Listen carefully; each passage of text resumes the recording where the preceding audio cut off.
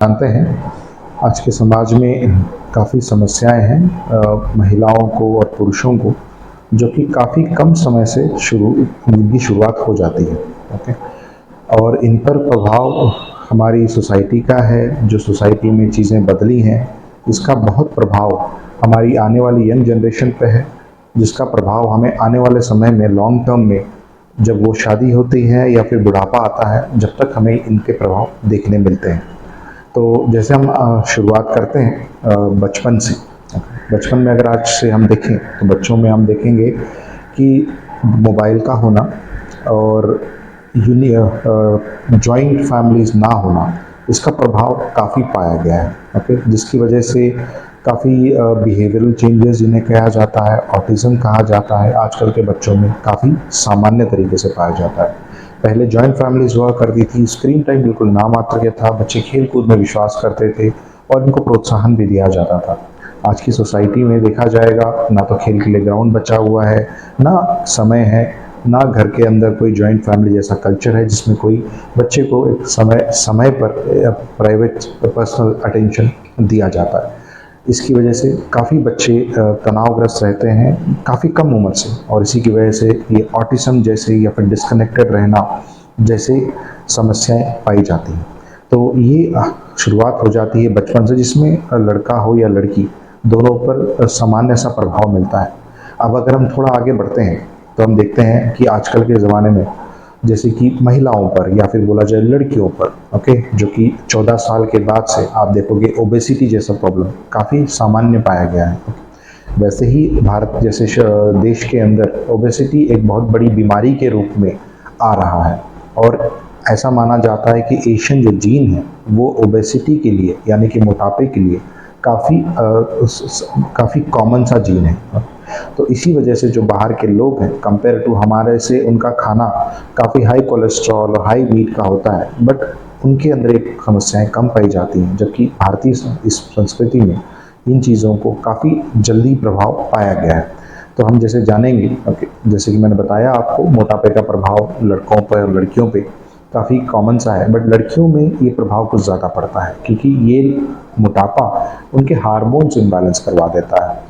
तो पीसीओडी जैसी प्रॉब्लम, जो आपने काफ़ी कॉमनली सुना होगा, हमारे समाज में काफ़ी कॉमन हो चुका है। अब पीसीओडी में होता क्या है? पीसीओडी में बेसिकली होता है मोटापा, ओके, चेहरे पे एक्ने आते हैं, ओके, बाल जाने की समस्या, ये शरीर पे ज़्यादा कॉमन सी बाल बढ़ना, एक कॉमन सी समस्या पीसीओडी में पाई जाती है। काफ़ी लोग इसे कॉमन चीज़ या फिर सामान्य चीज़ समझकर इग्नोर भी करते हैं।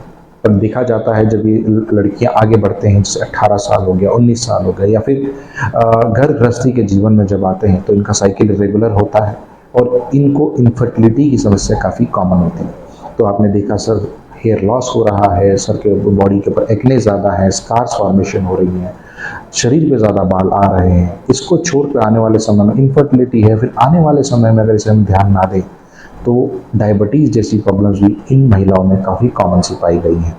तो ये इस पे भी प्रभाव मल्टीपल चीज़ों का है, जैसे कि हम बोल सकते हैं खान पान, सोना, आजकल के टाइम पे शादियां ही करीब करीब 25 से 26 साल के बाद होती है minimum, that is the age. Okay, और इसके बाद आप देखोगे कि इनका नाइट ड्यूटीज़ वाला पैटर्न, तो काफ़ी चीज़ें इम्पैक्ट करती हैं, और आगे जाकर इनके अंदर इनफर्टिलिटी जैसी इश्यूज काफ़ी कॉमनली पाई गई हैं। अब हम बात करें पुरुषों की, पुरुषों में शायद हार्मोन्स का इतना इफेक्ट नहीं है, बट मोटापे का इफेक्ट डेफिनेटली पाया गया है आने वाले समय में, जहाँ पर कोलेस्ट्रॉल, ब्लड प्रेशर जैसी बीमारियाँ काफ़ी सामान्य हो गई हैं 30 से 40 की एज में। डेफिनेटली उनमें भी यही चीज़ है, नाइट ड्यूटीज़ होंगी या फिर बाहर का खाना होगा।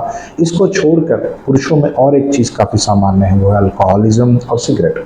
ओके, अब या तो कुछ लोगों को स्ट्रेस कम करने के लिए लेते हैं, कुछ लोगों को स्ट्रेस में लेते हैं, काफ़ी चीज़ें हैं इसके पीछे, बट यस, इनका काफ़ी प्रभाव इनके ऊपर पड़ता है। इनके अंदर भी ये समस्याएं, इन मेल इनफर्टिलिटी में भी ये समस्याएं काफ़ी सामान्य होती हैं। आजकल के ज़माने में काफ़ी कॉमन सा है, जहाँ पे सेक्सुअल प्रॉब्लम्स जिसे कहा जाता है, भले ही वो फीमेल हो या मेल में हो, काफ़ी कॉमन सी हो गई हैं, जिनमें ये सारी चीज़ें कंट्रीब्यूट करती हैं। ओके, मेल में या तो इनफर्टिलिटी बोल दीजिए, उनके इरेक्शन के इश्यूज बोल दीजिए, फीमेल्स के अंदर भी कुछ उसी विषय में जो चीज़ें हैं, इनमें काफ़ी इफेक्ट बोला जाए एनवायरनमेंट का, जो कि जो आज के समाज में पाया गया है, काफ़ी इफेक्ट इनके अंदर पाया गया है। और यही है आने वाले समय में जब बुढ़ापे की तरफ हम बढ़ते हैं तो हर एक चीज़, जहाँ पे हाइपरटेंशन कोलेस्ट्रॉल जिसके बारे में बोल चुका हूँ, बट यही नहीं रुकता है, कैंसर जैसी चीज़ें जो पहले के समाज से कम ज़माने से लेकर आज में काफ़ी वृद्धि हुई है इनमें, और इसकी खास वजह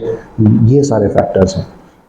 बिल्कुल सर, आपने ये सही सवाल पूछा है। मैं टबाको को भूल गया था इसमें बताना, बस हाँ, जैसे कि हाँ, सिगरेट टबाको है, बट टबाको च्यू करते हैं इंडिया के अंदर, वो भी एक बहुत बड़ी समस्या है। अल्टीमेटली देखिए, क्या अल्कोहल हो या फिर आपका टबैको हो या फिर आपका सिगरेट हो, जो कि अनदर फॉर्म ऑफ टबैको हो, इन सारों का इफेक्ट टोटल आपकी बॉडी पे पड़ता है, जो हमें पता नहीं चल पाता। ओके, हमें तो सिर्फ इतना पता गया है क्योंकि सिगरेट के पैकेट पे लिखा होता है कि हमें कैंसर होगा, है ना, और शायद दारू के बारे में बताया गया कि लीवर का आपको प्रॉब्लम आ सकता है, बट ये वहीं तक सीमित नहीं है। कुल मिला के जो बॉडी का बैलेंस होता है, जब ये चीज़ें उनको पूरी तरीके से बिगाड़ देता है, तो ये आपको अलग अलग तरीके से कर सकती हैं। ये आपके इम्यूनिटी पे इफेक्ट डालती हैं, आपके हेयर पैटर्न पे फ़र्क डालती हैं। यस, इनफर्टिलिटी तो 100%, क्योंकि everything is with the hormones, और जहाँ आपके हार्मोन्स डिस्टर्ब हो गए, ये सारी चीज़ें आपको अफेक्ट करेंगी। और स्लीप पैटर्न से लेकर खाना पीना ही जब डिस्टर्ब है, तो इमेजिन करिए जब आपका सिगरेट और अल्कोहल जैसी चीज़ें वहाँ आती हैं, टबैको जैसी चीज़ें आ जाती हैं, ये तो और मल्टीप्लाई कर देता है, हर फैक्टर को ये मल्टीप्लाई कर देता है। अब देखा जाए, जैसे शुरुआत में मैंने बताया कि फैमिली बॉन्डिंग जो हुआ करती थी, जो पेरेंट्स टाइम दे पाते थे और उसके साथ एक जॉइंट फैमिली में रहते थे, इसका काफ़ी प्रभाव हुआ करता था।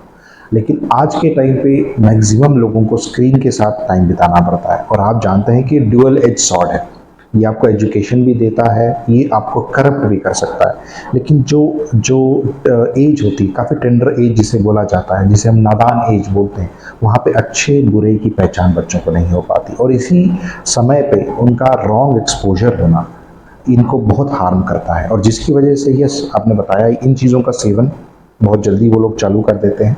ओके, जिसमें अल्कोहल और दारू, ड्रग्स जैसी चीज़ें भी कॉमन हो जाती हैं। तो ये वो जिन्हें इनका ज्ञान नहीं होता, फिर भी वो उन्हें ढूंढने लग जाते हैं। और हाँ, और उसी तरीके से यही ऑनलाइन सिस्टम है जो उन्हें एक्सेस दिलवाता है इन चीज़ों से। इस तरीके से इनके अंदर ये चीज़ें आती हैं, और यस, और उसी तरीके से इनका at a very tender as, very young age, sexual exposure भी हो जाता है because of a lot of sites and all those things, जिसके ऊपर कोई कंट्रोल नहीं है।